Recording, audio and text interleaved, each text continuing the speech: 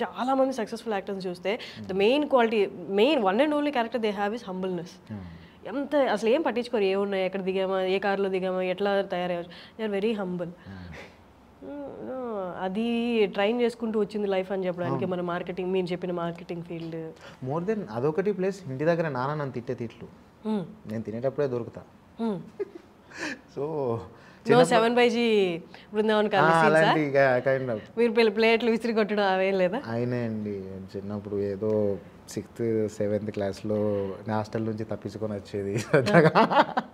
నాన్నగారు నచ్చేది కాదు, ఏమంత సైక్ అవుతుండే చిన్నప్పుడు. అంటే ఇప్పుడు అన్నం తింటూ ఉంటాం, నాన్న తిడుతూ ఉంటాడు, అమ్మ నార్మల్గా ఉంటుంది, నాన్న ఇంకా తిడుతూ ఉంటాడు. సరేలే ఇప్పుడు ఆకలేమో వేస్తూ ఉంటుంది, 2-3 ముద్దలు పెట్టుకుంటాం, ఒక సీక్వెన్స్లో ఇంకా అది నాన్న తిట్టడం ఎక్కువ అయిపోతుంది. సరే ఇప్పుడు ఏం చేద్దాం, తిందామా, పక్కన పెడదామా అంటే ఒకటేసారి ఏదో నాకు కోపం వచ్చినటువంటి ప్లేట్ ఎత్తేసి బయటికి వెళ్ళిపోయేది. మళ్ళీ నెక్స్ట్ తినేటప్పుడు అది పెట్టుకొని మళ్ళీ తిడతారు.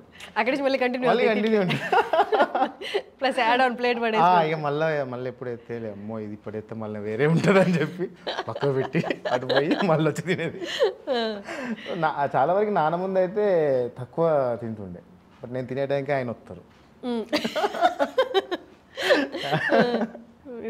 అది సిచ్యువేషన్స్ బాగా యూజ్ అయినాయండి. అంటే నా లైఫ్లో జరిగిన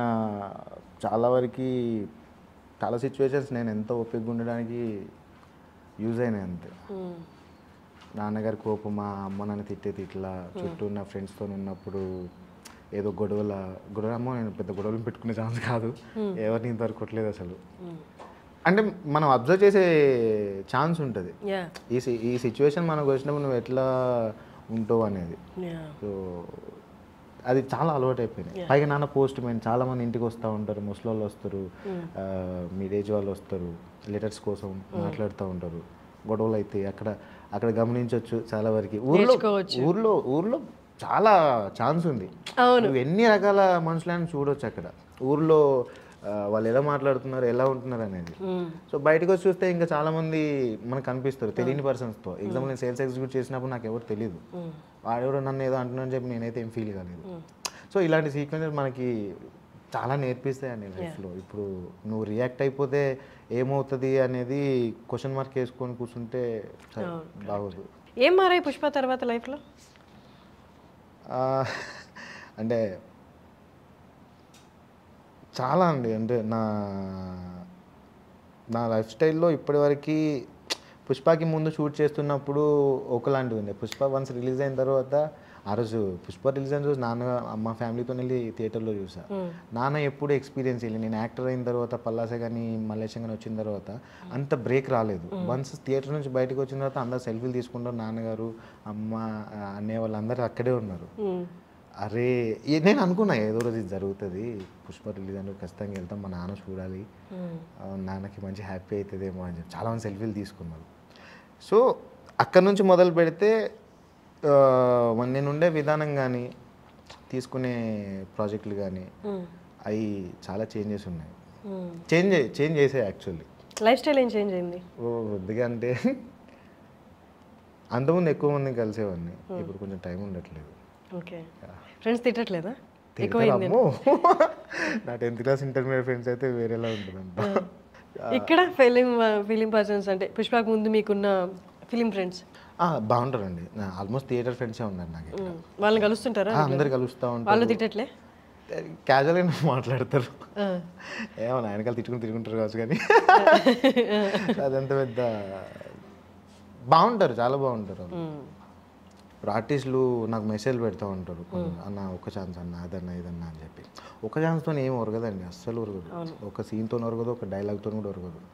నువ్వైనా పర్ఫామ్ చేసావా, నువ్వేంటి కొంచెం ఈ యాక్టర్ కొంచెం బ్రేక్ రాకపోయినా కూడా ఏదో ఒక సినిమా చూసి ఏదో ఒక దగ్గర ఏదో ఒక సీక్వెన్స్లో నచ్చొచ్చు ఏదో డైరెక్టర్కి, ఆయన అనుకున్న క్యారెక్టర్ అరే బాగున్నాడు కదా అని చెప్పి.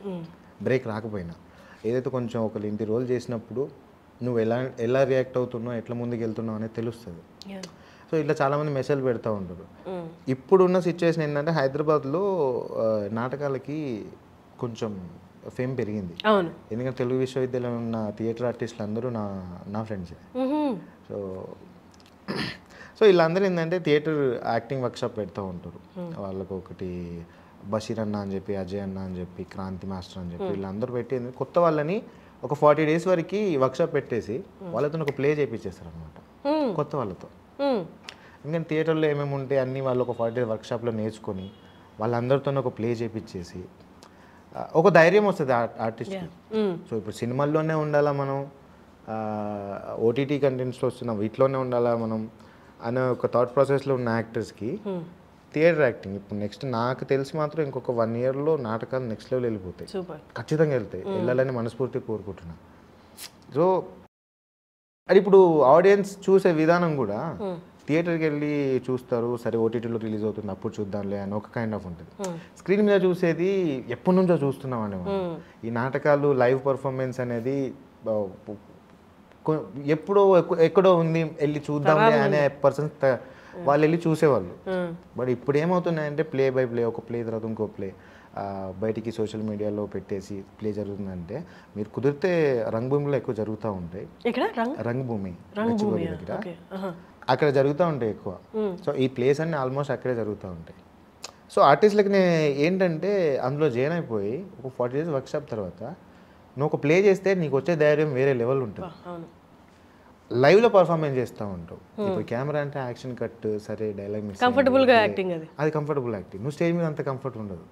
నువ్వేమైనా మిస్టేక్ చేసావా ఈజీగా దొరికిపోతావు, ఆడియన్స్ ఈజీగా పట్టుకుంటారు, రెడ్ హ్యాండెడ్గా దొరుకుతారు. అండ్ దాన్ని నువ్వు ఒకవేళ మిస్టేక్ చేసినా దాన్ని కప్పిపుచ్చి ఏదో రకంగా అదొక టాలెంట్. సో ఇవన్నీ అలవాటు అవుతూ ఉంటాయి అక్కడ వాళ్ళకి. సో నేను చెప్పొచ్చేది అదే, ఆ వర్క్షాప్కి వెళ్తే ఆల్మోస్ట్ తెలిసిపోతుంది, మనకే అనాలిసిస్ వచ్చేస్తుంది, ఇంకొకరు వచ్చి మనకి సలహా ఇవ్వాల్సిన అవసరం లేదు, మనం ఎక్కడ ఉన్నాం అన్నది మనకే తెలిసిపోతుంది. ధైర్యం వస్తుంది, క్యారెక్టర్ని మనం ఎట్లా ముందుకు తీసుకెళ్ళాలి ఎవరైనా మనకి చెప్తే అనేది ఎంత కొత్త వాళ్ళకైనా అది చాలా యూజ్ అవుతుంది అండి.